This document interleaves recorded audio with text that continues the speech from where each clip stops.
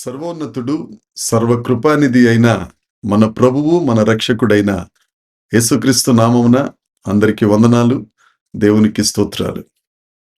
కృపా సమృద్ధి కలిగిన యేసుక్రీస్తు ప్రభువు మనల్ని ప్రేమించి మనకు అనుగ్రహించిన ఈ నూతన దినమును బట్టి సమస్త మహిమ ఘనత ప్రభావములు యేసయ్య ఒక్కరికే చెందునుగాక.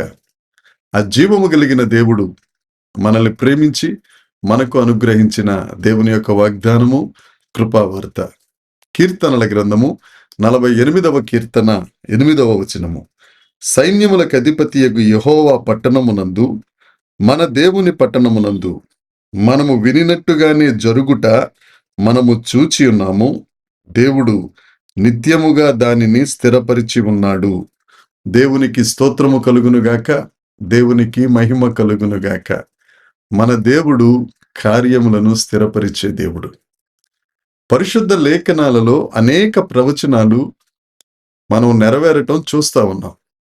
ఈ 48వ కీర్తన 8వ వచనంలో చెప్పబడిన ఈ ప్రవచనాన్ని కాస్తంత లోతుగా మనము ధ్యానించినట్లయితే మనము వినినట్టుగానే కార్యములు జరుగుట మనము చూస్తా ఉన్నాం.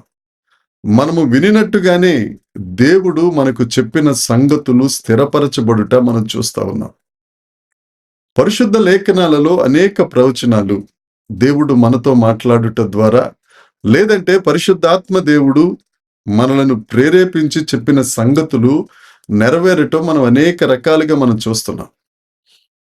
పరిశుద్ధ లేఖనాలలో ప్రవక్తలు చెప్పిన మాటలు, లేకపోతే ప్రవక్తల ద్వారా దేవుడు మాట్లాడిన మాటలు అనేకం నెరవేర్చబడడం మనం చాలాసార్లు మనం చదువుకున్నాం.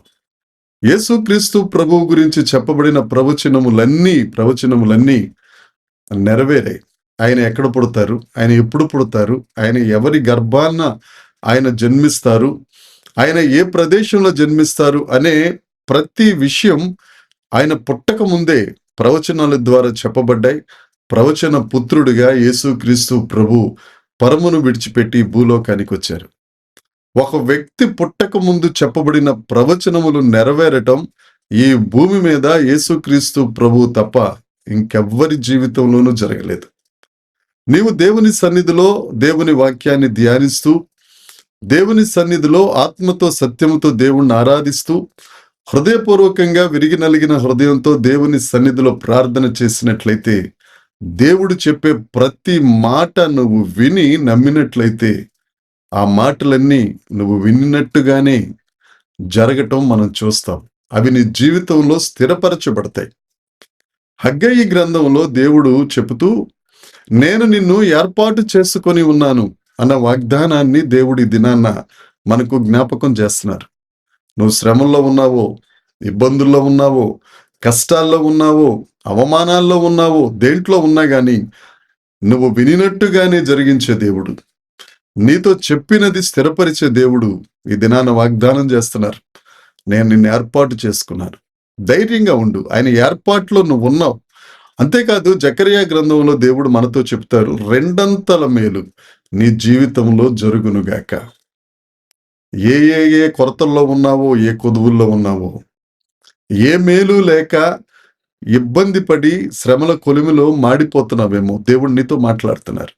నేను నిన్ను రెండంతలుగా నీకు మేలు చేస్తాను, నిన్ను ఆశీర్వదిస్తాను, నువ్వు వినినట్టుగానే నీకు జరుగునుగాక. దేవుడు చెప్పినది నెరవేర్చబడునుగాక. క్రొత్త నిబంధన గ్రంథంలో ఎలిజబెత్, జకరియా అని నీతిమంతులు ఉన్నారు. వారు జీవితంలో ఒక కొరత కలిగి ఉన్నా గాని యాజక ధర్మం ప్రకారం, వారి క్రమము ప్రకారం దేవుని పరిచర్య చేస్తానే ఉన్నారు. అయితే ఒక దినాన్న జకరియా తన యాజక క్రమము చొప్పున దేవుని సన్నిధిలో ఉన్నప్పుడు గాబ్రియేల్ దూత వచ్చి జకరియాతో అంటారు, భయపడకుము, నీ ప్రార్థన వినబడినది. నీకు దేవుడు చెప్పినది, లేకపోతే దేవుడికి నువ్వు ప్రార్థన చేస్తున్నది దేవుడు విన్నారు. ఆయన నిన్ను ఏర్పాటు చేసుకున్నారు. నీకు రెండంతల మేలు కలుగునట్లుగా దేవుడు నిన్ను ఆశీర్వదిస్తున్నారు అన్న వాగ్దానం వినినట్టుగా జరిగినట్లు, ఆయన చెప్పింది స్థిరపరచినట్లు చేసి బాప్తిజమం ఇచ్చి యోహానును, యేసుక్రీస్తు ప్రభువు ముందు మార్గము సరళము చేయు ఒక వ్యక్తిని ఆ ఎలిజబెత్ జకరియాల ద్వారా ముసలితనమందు దేవుడు చెప్పిన వాగ్దాన ప్రకారం దేవుడు నెరవేర్చారు. అదే దేవుడు మన దేవుడు. ఆ దేవుడు నిన్న నేడు నిరంతరం మారని వాడు. నీ జీవితంలో కార్యము చేయుటకు సంసిద్ధంగా ఉన్నవాడు. నువ్వు చేయవలసింది ఏంటంటే ఆయన మాట నమ్మాలి, ఆయన ప్రవచనం నమ్మాలి. నువ్వు నమ్మినప్పుడు నువ్వు వినినది నెరవేర్చే దేవుడు, నీకు చెప్పిన దానిని స్థిరపరిచే దేవుడు. ఆయన సైన్యములకు అధిపతి అయిన యెహోవా. దేవునికి స్తోత్రం. నా ప్రియ సహోదరి సహోదరుడా, ఏ బాధల్లో ఉన్నావో, ఏ కష్టాల్లో ఉన్నావో ఆయన నిన్ను ఏర్పరచుకున్నానని, రెండంతల మేలు నీకు చేస్తానని, నువ్వు వినినట్లుగా నీకు జరుగుతుందని, నేను చెప్పినది స్థిరపరుస్తానని ఆయన వాగ్దానం చేస్తున్నారు. ఈ వాగ్దానాన్ని చేతపట్టుకో. ఈ దినమంతా వాగ్దానాన్ని ధ్యానించు. దేవుడు తప్పక నీ జీవితమును స్థిరపరచునుగాక. దేవునికి మహిమ కలుగునుగాక. ప్రార్థన చేద్దాం. పరలోకమందున్న మా తండ్రి, పరిశుద్ధుడా, కృపగలిగిన దేవా, జీవమా, నీకు స్తోత్రాలు చెల్లిస్తున్నాం.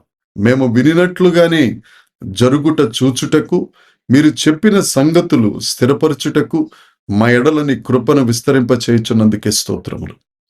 ఎంతమంది అయితే పిల్లలు ప్రభువా, నీ బిడ్డలు శ్రమలలో, ఇబ్బందుల్లో ఉన్నారు, ఏ ఆశీర్వాదం లేదని, ఏ వాగ్దానం లేదని బాధపడుతున్నారు, వారికి మీరు ఇచ్చిన వాగ్దానములను బట్టి నీకు స్తోత్రం. నజరేయుడైన యేసు నామమున ఈ వాగ్దానం వారి జీవితంలో నెరవేరునుగాక. వారి ద్వారా మీరే మహిమ పొందుమని యేసుక్రీస్తు నామమున ప్రార్థించి అడిగి వేడుకొనుచున్నాము తండ్రి. ఆమేన్. దేవుని కృప మనందరికీ తోడై ఉండునుగాక. ఆమేన్, ఆమేన్, ఆమేన్.